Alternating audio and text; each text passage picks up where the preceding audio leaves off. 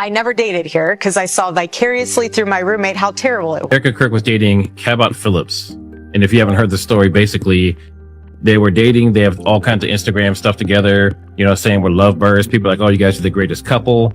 And they painted together, all this stuff, right? And the same dude was hanging out with I used to go to every single, Charlie and I were on the road probably 320 some days out of the year. All of a sudden, when I found out I was pregnant, I just stopped. I stayed home because I knew that once my little one was here, my focus was going to shift. New receipts have surfaced, and this time they're pointing at another lie from Erika Kirk. People are now asking whether her ex-fiancé, Cabot Phillips, played a role in something far darker. Some are even suggesting Erika was compensated to stay close to Charlie until a specific objective was achieved.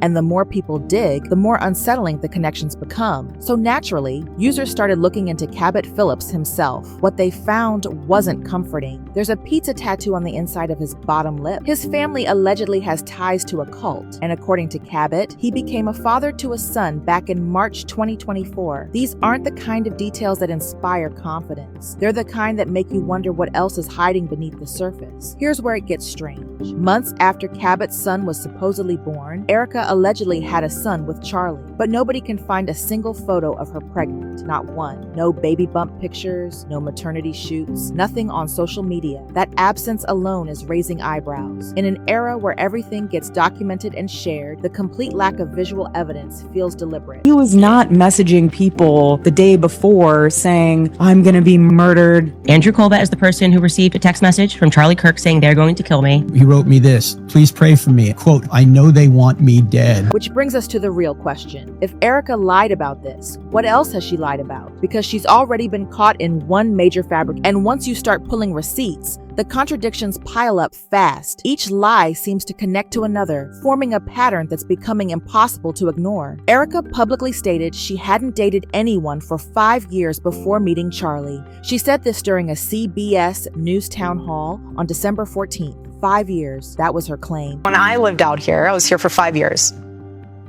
I never dated here because I saw vicariously through my roommate how terrible it was. Somehow getting drinks was the replacement of having coffee and breakfast. I personally would rather have coffee or brunch with someone than go. I don't drink. I find it unproductive, not because I'm holier than whatever. I just don't operate that way. But I always thought it was very strange how she would go to drinks with one guy and then go to dinner with another. So it goes twofold here. So if you're expecting to marry someone that I was blessed with, like a Charlie, you have to be the type of woman that will attract a Charlie. She presented herself as someone who had been completely single, focused, and uninvolved romantically during that entire stretch of time. It was a clean narrative, too clean, as it turns out, but Erika was living in New York during those supposed 5 years of being single. She even appeared on season 3 of Bravo's Summer House. That was filmed in August 2018 in New York City and the Hamptons. The show aired footage of her drinking alcohol, which also contradicts other things she said before. You guys a drink or food maybe? I'll have a glass of your Chardonnay. I'm gonna do the mama's martini.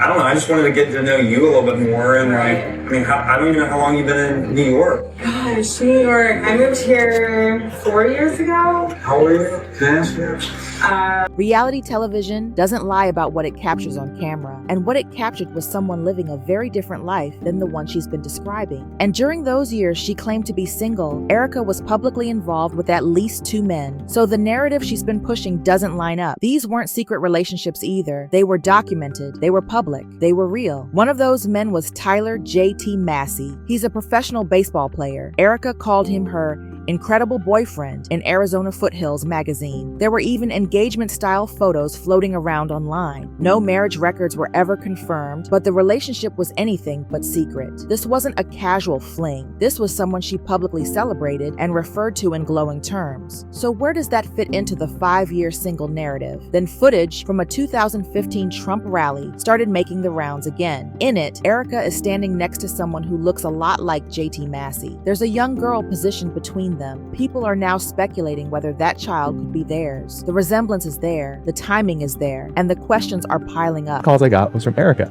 She's like, hey, I was Miss Arizona. I love Donald Trump. Can I be involved? I'm like, absolutely. So I met her, And I was like, we've got to put her behind the president. So I had my family behind the president. My grandpa, who just passed away just a few months ago, who loved Charlie, loved the show, everything, listened daily. It was my grandpa, my dad-in-law, Lauren, my wife, and Erika is up there. And here's the kicker. Tyler Bowyer is visible in the bleachers during that same rally. The same Tyler Bowyer who later introduced Erika to Charlie. So the timelines are starting to overlap in ways that don't make sense. How do all these people know each other? How far back do these connections really go? And why does it feel like everyone involved was already in the same orbit years before the official story began?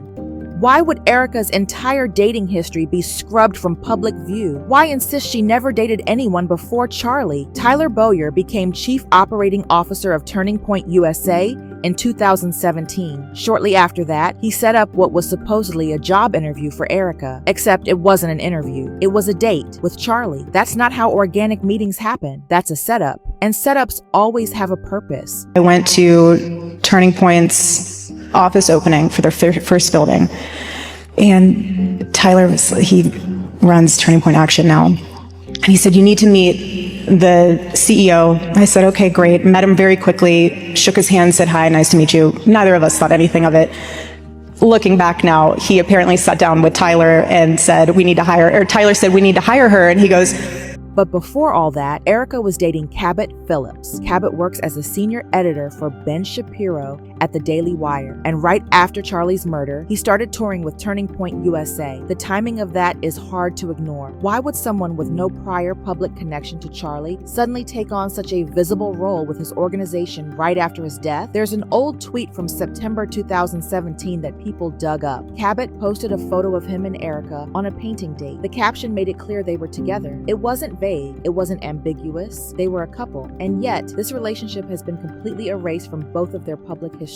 Now here's where it gets interesting. There's also a photo from September 2017 showing Cabot and Charlie together. Erika claims she didn't meet Charlie until 2018, but Cabot and Charlie were close enough to hang out. They played basketball together. They were friends. So if Erika was dating Cabot in 2017 and Cabot was already close with Charlie in 2017, how is it possible she didn't meet Charlie until 2018? The math doesn't add up. So who is Cabot Phillips really? His father is Tim Phillips, a longtime Republican operative. He used to be the president of Americans for Prosperity. That's not a small role. That's someone with serious political influence and deep connections across conservative networks. Tim Phillips resigned from that position in 2021. The organization cited personal impropriety. They issued a vague statement. The actual reason was never made public. When powerful people resign quietly and the reasons stay buried, it's usually because the truth is worse than the speculation. Then a Reddit user claimed the Phillips family ran a cult-like church. The church was identified as Cornerstone Chapel in Leesburg, Virginia. Cabot's brother, Barrett Phillips, is listed as an assistant pastor there. Whether it's truly a cult or just an insular religious community, the allegations alone add another layer to an already suspicious family background. And that pizza tattoo on Cabot's inner lip, people are connecting it to Charlie's own beliefs. Charlie openly claimed that pizza was a coded term used by criminals. There's no hard proof linking the two, but the optics are disturbing enough on their own. Why would someone get that specific tattoo in that specific location? And why does it align so closely with the very symbolism Charlie spent years warning people about? Users have also brought up Erika's involvement with Romanian angels. It's just one more piece adding to the growing suspicion around who she really is. What was the nature of that work? Who else was involved? And how does it fit into the broader timeline of her life before Charlie? But here's what really stands out. Erika and Cabot went out of their way to erase all evidence of their relationship from the internet. Why? What's the motive? It suggests they're both afraid of what deeper scrutiny into Cabot might reveal. Scrubbing a relationship thoroughly takes effort. It takes coordination, and it takes a reason serious enough to justify the work. And then came the biggest bombshell. Candace Owens claims that Charlie's security chief attended a secret meeting. This meeting allegedly took place just 2 days before Charlie was murdered. 2 days. That's not a coincidence. That's proximity to the event that matters most. According to Candace Owens, an eyewitness placed Cabot Phillips at that same meeting. He was allegedly there alongside the security chief, Ryan Harpole. Send him the picture of Cabot Phillips, and he says, yes, that's the person I remember being at the base. Now I'm like, That would be totally crazy. Maybe, again, this could be a lookalike. And so I messaged Cabot Phillips and did not get a response. I messaged Cabot Phillips twice today, actually, and asked him if he wanted to have an off-record conversation. And I know that he does the Morning Wire up at Daily Wire. And I checked, and he's missing from the Morning Wire. He doesn't do it daily, but he does it enough times that I noticed that he is missing from September 4th to September 10th on that show. If true, that means Cabot was in the room with the person responsible for protecting Charlie just 48 hours before everything went wrong. Cabot hasn't denied it. He hasn't disproven it. And this is the kind of claim that could be easily verified. But the silence is deafening, and the allegations couldn't be more serious. When someone is publicly accused of being at a meeting 2 days before a murder and they say nothing, that silence speaks volumes. Now the internet is running with theories. Some believe everyone involved was a trained operative, that this entire thing was a long-term psychological operation, and it all started the moment Erika was set up on that date with Charlie. Was she always the handler? Was the relationship always the mission? And if so, who gave the orders?